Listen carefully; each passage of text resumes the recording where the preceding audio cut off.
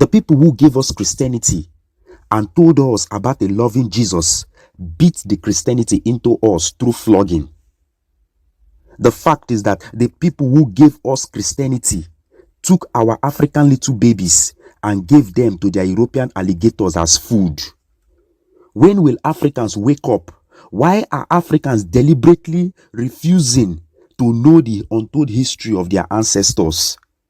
The people who built the missionary churches in Africa and told us about Jesus the Christ forcefully raped African little girls in front of their parents inside the slave ship around 1562. It will never be well with Captain John Hawkins. This is a man that Africans barely know.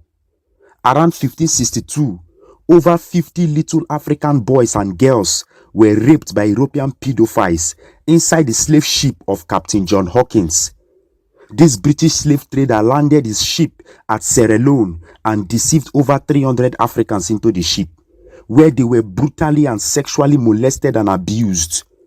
Africans have to open their eyes. Hawkins had no remorse in the enslavement of Africans to the extent of having a crest that shows a young African girl tied while she is naked.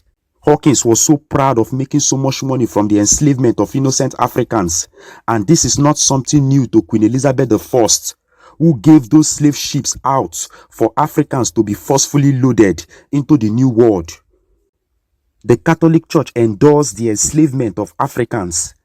The Catholic priest, in the person of Bartholomew de las Cascas, in the year 1517, recommended that Africans should be captured and used to replace the weak and dying Native Americans who were poisoned and killed by Christopher Columbus in collaboration with the Spanish monarchy in 1492.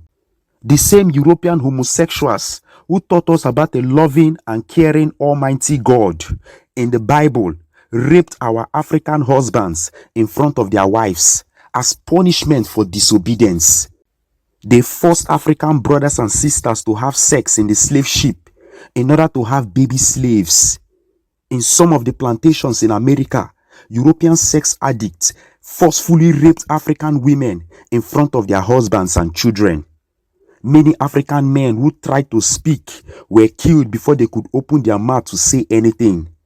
This is the people who gave us Christianity, and this is the people we are following their religion of a loving and dying Christ. We should wake up because we are still sleeping.